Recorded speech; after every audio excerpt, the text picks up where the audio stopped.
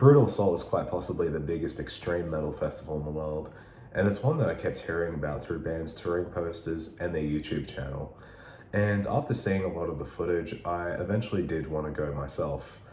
This year was the first edition that I have attended, and I'm going to be sharing my thoughts, feelings, and opinions on what the festival was like overall. The 2025 edition of this festival marks the 28th edition of the festival, and it's very clear to see because the festival has a lot going for it. Now, this festival takes place over 4 days and has an additional warm-up day before it begins. At Brutal Assault, you'll find 5 stages. The 2 main stages, the Marshall and Sea Shepherd stages, and then about a 5-minute walkway is the Obscure stage. Near the main stages, there's also a small stage called the Octagon stage. And then within the vicinity of the Obscure stage, there's a small indoor stage called the Cow stage, which they only play ambient and electronic artists. The 4 headliners for this festival were Gojira, Dimmu Borgir, Mastodon, and Opeth. But the interesting thing here is that the headliners are not the last bands to play. A good example of this is when, on day 2, Bloodfire Death and Fear Factory played after Gojira was already finished. What I really like about Brutal Assault's lineup is how diverse it is. You get all the main metal subgenres such as death, black, and extreme metal, but outside of that we have hardcore bands, progressive bands, and even some of the more ambient bands. It's a given you'll see some of the classic death metal bands play here, and for this year, they definitely didn't disappoint, including some of the old school death metal bands like Malevolent Creation, Unleashed, and Grave, including some of the newcomers such as Fulci, Mammoth Grinder, Crypta, and Blood Red Throne. And what I think is done really well in this regard is the lack of clashes between similar sounding bands. It's impossible to make everyone happy, as clashes for a lineup this big are going to be inevitable regardless. Speaking of the lineup, I definitely had a few favorite bands per day of Brutal Assault. My 3 favorite bands for day 1 of Brutal Assault would be Dying Fetus, Rotting Christ, and Static X. I find Dying Fetus to be one of the most consistent bands live, and every time I get an opportunity to see them live, they always kill it. I really like the song choices such as In the Trenches, Grotesque Impalement, and From Womb to Waste, and it was really cool to meet them earlier as well. As for Static X, who played just before them, they're one of those bands that don't take themselves too seriously at all, and every time I've ever seen them, it's just always been fun. I still notice they seem to mention Wayne Static quite a lot, and it appears that they're still dedicating every tour to him. And the last favorite band for day 1 was Rotting Christ. Despite the fact they got on very late, they sounded fantastic, and it was good to see them on a much bigger stage than what they played in on their last Australian tour. Initially, when looking at the set times, I thought that day 2 would have been my favorite. And while it was still very good, I wouldn't say it was my overall favorite, but there are still a few standout bands on day 2 as well. The first one for me is definitely Fear Factory. Again, even though it is one of the later bands during the day, they did play through the entire Demanufacture album, and it was a good chance to hear a lot of deep cuts live that I don't usually play, such as Hunter Killer and Body Hammer. Another standout to me was very early during the day when Fulci got on. Fulci is a newer upcoming band playing a very primitive death metal style, and I really like what they're going for. Definitely one I'd like to catch in a club show in the future. And of course, the last highlight for day 2 was most definitely Gutalax. Gutalax crowds are on a completely different level of crazy, and it's already been shown in other YouTube videos on exactly how it was. The band once again crowd surfed the porta potty, but this time had someone on top of it. I couldn't really see the stage for about the first 2 songs of Gutalax, but it was still a blast regardless. Now, when looking at the lineup for day 3, I initially thought this would be my least favorite day on the festival, but it actually turned out to be my favorite day, as I feel like this day had some pretty serious standouts that set it apart from the other 3 days. The first one I'd like to mention is Overkill. Now, Overkill is definitely a band I think I need to listen to more after seeing them. They play more of an old school thrash style, which I definitely do like, and definitely had one of the more fun circle pits during the day. The other standouts were later during the day, which for me were Mayhem and Dimmu Borgir. With Mayhem, despite the fact I think they sounded great and thoroughly enjoyed their set, I feel like they play too much of their post-Euronymous stuff, and a lot of it is really forgettable in my opinion. As soon as they got into Freezing Moon, you could see a change with everyone around us. Dimmu Borgir, on the other hand, I think was great from start to finish. since in my opinion they have a more consistent and better discography than Mayhem. It's just a set that I personally enjoyed significantly more. My only gripe with seeing Dimmu Borgir though was the fact that they only played an hour when they were scheduled to play an hour and 20. The last standout for me on day 3 was Sylvain. This was on the obscure stage, and this was a very big change of pace from the rest of the day.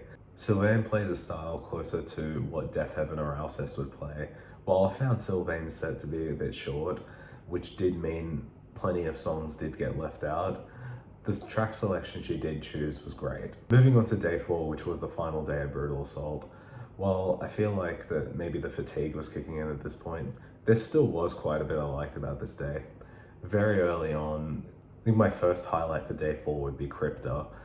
Crypta was again one of those bands who got a shorter set just for being earlier during the day, and while I think they were very good overall, it was a bit of a shame that one of the guitars kept cutting out during the entire set. Another highlight for me was Brujeria. The thing I always like about Brujeria shows is that it's just meant to be fun and nothing else, and they very much displayed that. My final highlight for day 4 is Cataclysm. This would be the second time I saw them in Europe, and what I found really special about this set was them playing all of In the Arms of Devastation live. And much like Fear Factory a few days ago, it's just very nice to hear a lot of these deep cut songs get played live. They did also add a few extra tracks after they were done with the album. Overall, I found Brutal Assault to be a great experience, and it's definitely something that I would go to again. The first thing I really like about Brutal Assault is the lineup, because of how diverse it is. You see many different fan bases come together. It's always a good thing to catch different types of bands at a festival, and I feel like if it was just an all death metal festival, for example, it would get a bit monotonous. Another thing I really like about Brutal Assault is the quality of the food and the variety. There's pretty much anything for anyone, and I found that you could find anything from burgers, Asian food, Indian food, etc., and even a lot of vegan options as well. I could order something different each time, and most of the time it was really good. For the most part, I found the sound quality at Brutal Assault to be very good. There were a few minor sound issues here and there, such as during Niebla Discaris, when I feel like the mixing in general during their set was a bit off, with some levels being a bit too high or too low, and despite how great I think their sets are at home, unfortunately it just didn't hit me the same way here. I even encountered some weird sound issues during Unleashed as well, but for whatever reason I still thought their set was great. That's a really strange thing for me, but I did find a lot of the old recordings to be really raw, and maybe it reminded me of that. It's just a bit of an odd situation with that one. I think for most of the bands I saw throughout those 4 days, it was handled very well. Another thing I really liked about Brutal Assault is how intense the crowds were, even early during the day. And we had bands like Fulci or Psychroptic playing, and then there's already Circle Pits during the morning. It brings a very good energy to the festival when the crowd is also enthusiastic about some of the earlier bands too. In terms of paying for food, drinks, or merch, everything was done via the wristband. There's a little chip on the wristband that can be topped up before the festival begins, which helped ease queues for pretty much everything except the main merch. I also really liked the Cal stage in general. Despite it being quite different to the rest of the festival, it's a really nice place to take a breather, and it's always good to have something like that at a festival where you don't constantly have to be hearing bands 24/7. Another thing Brutal Assault features is a horror movie theater. This is where they're playing a lot of old horror movies, and I only went in here once. Now I'm gonna be honest, I didn't recognize the movie itself, but this just seems to be another cool addition that if you don't want to be watching bands at the time, it's just nice to have another activity.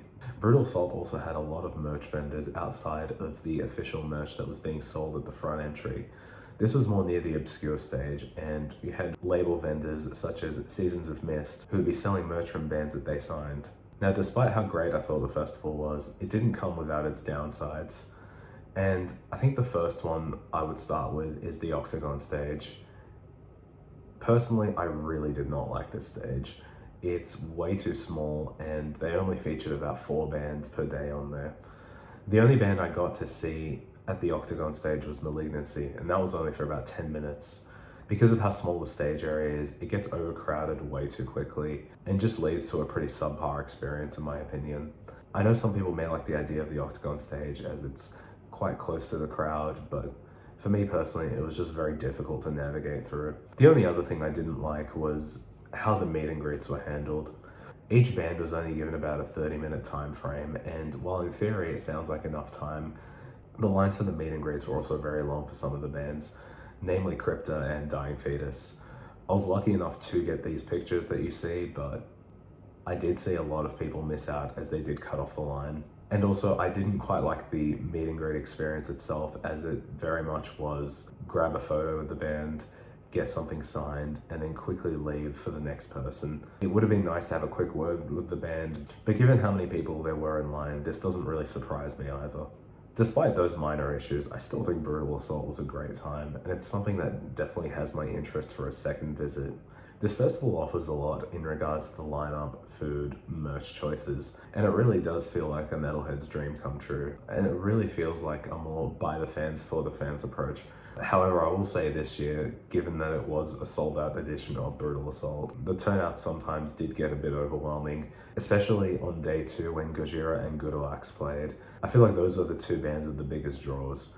And it's very clear to see why, given Gojira just keeps getting bigger and bigger as time goes on, and Gudulax's party gimmick. But other than that, I found the crowds quite manageable. The first bands for Brutal Assault 2026 have also been announced at this point, and so far, while there are a few favourites of mine in the list, such as Deicide, Municipal Waste, and Death Angel, it would be something that I'd give some thought to. Anyway, thanks for checking out this video. Have a great one.